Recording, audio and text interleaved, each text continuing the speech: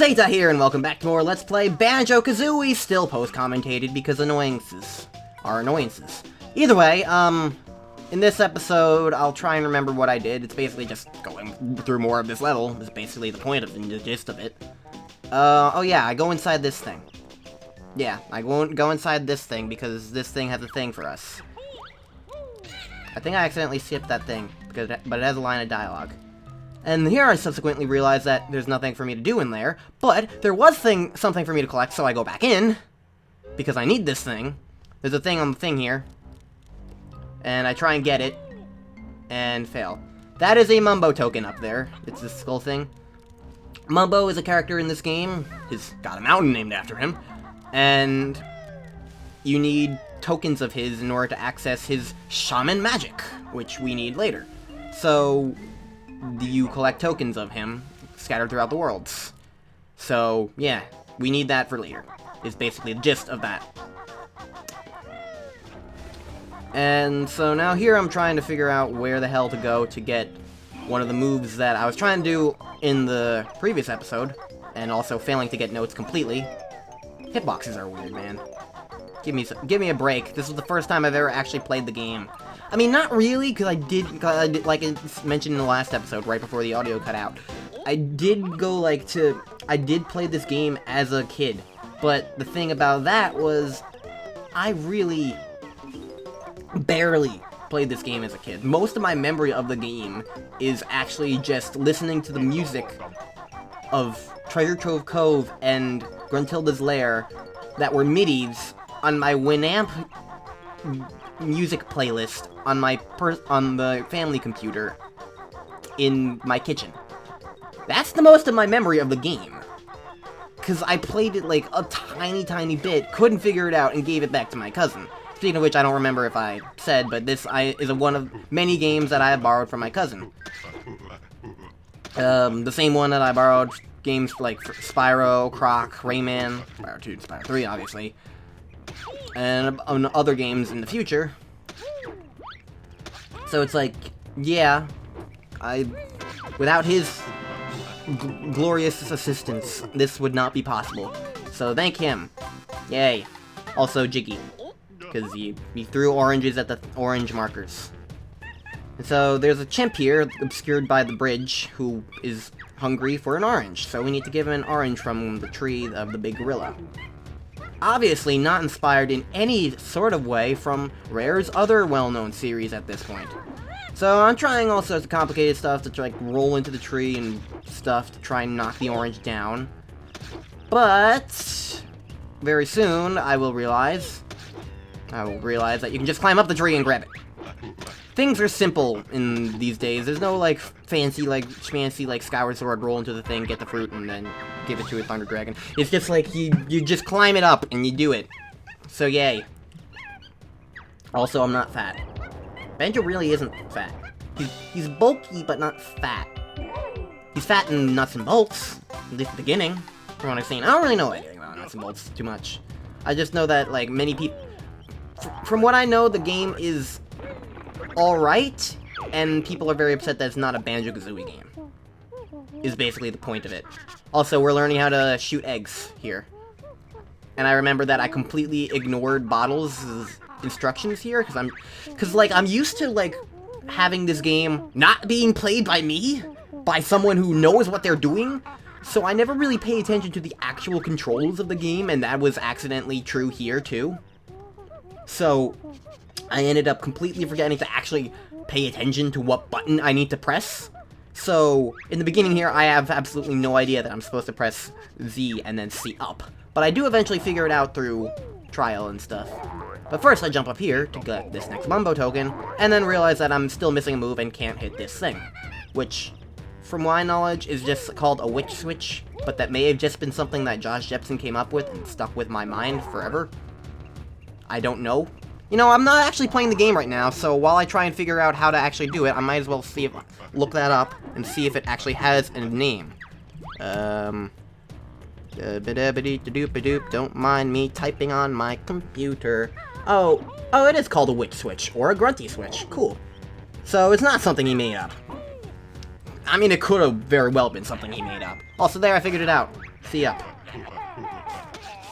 The way I figured it out was because, like, you can shoot eggs, like, forward and backward in this game, and I was like, if left is, like, the Talon Trod, super speedy, like, climb up things and stuff, then down would probably be that, and up would down would probably be backwards, and up would probably be forwards, and it made sense, so it's, like, logical. Also, that texture. It's good texture. Also, that Jiggy came out of his back? Do you really want a back Jiggy, Banjo? Do you really want it? I guess you do. You're very happy about it. Also, Kazooie eats the Jiggies. That cannot be healthy for her digestion. Now I think I'm out of things to talk about. Because I'm still kind of trying not to, like, accidentally repeat myself, so I'm kind of just being, like, on edge, and, like, ooh, is something gonna happen? Is something important? I don't even know what I'm saying anymore. I think all I'm trying to do here now is, oh yeah, I'm trying to find the next move. And it takes me a while, so I'll just cut to that. And there it is, I found it. It actually didn't take me that long. It was tucked away back here in the corner, and I completely missed it. But it makes sense that it's here, because you're supposed to, like... Because the move I was looking for is basically the ground pound, which is what I was trying to do to those rocks earlier in Spiral Mountain when I was really supposed to, like, shoulder charge Wario Land style into them. But, like, I thought I had the ground pound, then I realized, like, what the game actually makes that a move that you unlock. And what I was thinking of having it be available at the beginning was in Banjo-Tooie, because Banjo-Tooie lets you keep all of your moves from Banjo-Kazooie right at the start of the game, because it's like a continuation of the game. It's not gonna like make you have to learn all your stuff over again. It makes sense. It's not like it's an example. I don't know. I can't think of an example. Either way, that's our first Jinjo Jiggy. That's cool. And so, yeah, it made sense for that move to be there, because this is kind of like the tutorial, because there's all these hut things, thatched roof cottages, that you need to destroy with your ground pound. It made sense. Also, there's 2 more Jiggies. The Jiggies are not that vast in any other level, but this is like this is basically the tutorial level. A little less than Spiral Mountain, but still, this is basically a tutorial level, so it's very short, very compact, very small, so everything is just kind of handed to you in quick succession, like so, because we're about to get another Jiggy right here, as soon as we feed these things eggs, and I completely fail at feeding eggs at all, and using the eggs at all, and aiming. Come on, past me, come on, past me. I mean, I know it's a Nintendo 64 joystick. Oh, that's right, that's what I was doing. I wasn't completely failing. I was checking to see how many things I needed, because there's another honeycomb piece, health pickup, that you can only get if you leave one of them alive, but I was just checking to make sure that it was 1 or not 2 and whatever.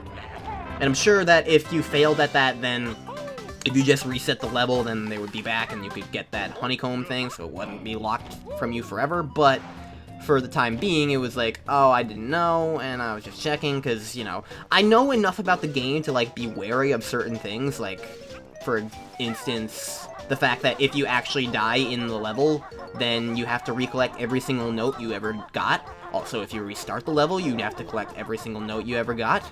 So, I'm wary of things. I'm also wary of other stuff, like, there are certain rooms, certain areas that are, like, weird in later levels that I am aware of in general. So, that's a thing. And I think I originally cut this part out, but I'm just keeping talking anyway, so whatever. Let's just roll with it. I'm getting the witch switch now, so that's cool. Also, it's cool now that I know that it's not something that I got from a Let's Play, it's just something that is their actual name, so that's cool. And the Witch Switch gives us a Jiggy in the overworld, which is why there are only 9 levels but 100 Jiggies in the game, because the overworld, the hub world of Gruntilda's lair, has 10 Jiggies. Yes. Even in post-commentary. I have fantastic grammar. Also, if you notice that the audio sounded a little bit different than the first episode, that's because I completely relocated. Originally, this was in my basement, but then for this post-commentary, I was like, I'm just gonna do it in my room. And now, in the future, I think I'm just gonna be playing the game in my room, because I have a TV in my room, and I don't know, it's just much easier for me to record down here. And not down here, up here, in my room. My room is on my second floor of my house. Whatever. This is Mumbo. We're meeting him. He has purple hands and feet. He's also voiced by Grant Kirkhope, which is cool. Yes, we find tokens and Mumbo help us. Yes, good. But we need 5 and we only have 4, so we need to find our 5th one. But we get some notes in here, so that's cool. And I think originally I thought that maybe it might have been on top of the thing, because like sometimes there are things up on top, but in this one it's just eggs. It's different for every single Mumbo hut in the game, because there are different Mumbo huts in the game. There's one in most of the levels. I'm not sure actually if there's one in all of them, but either way, this was my hunt for the 5th Mumbo token, so be right back. And here we go. I found it at the behind the ruin thingy thing someone sent it here. So yeah, I found it.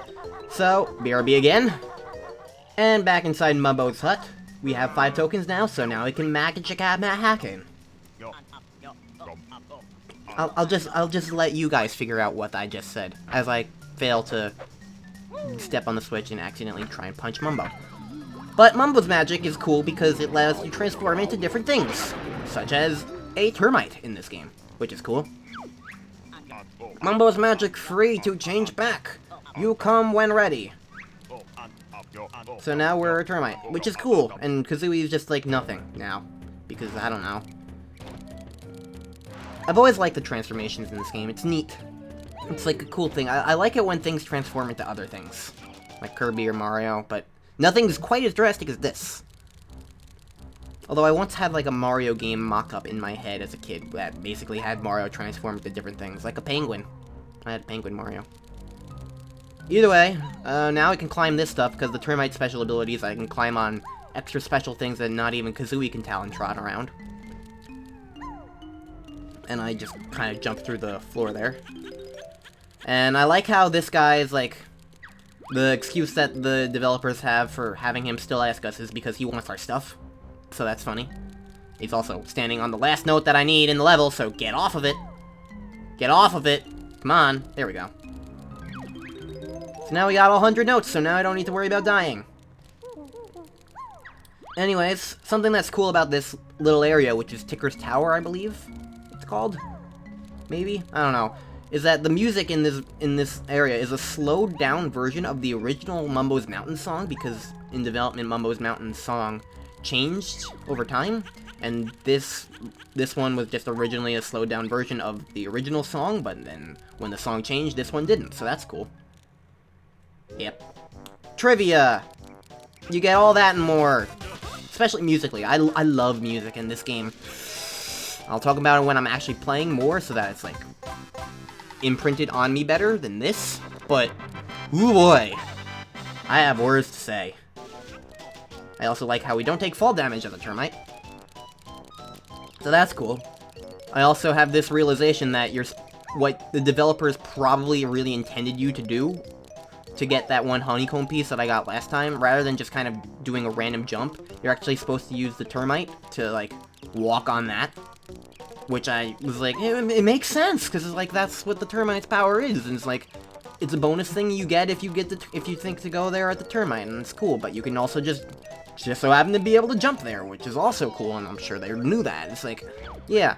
So we want to take the termite out of the level, because we want to be able to get the thing up top. And Bottles is talking to us. Yep. But yeah.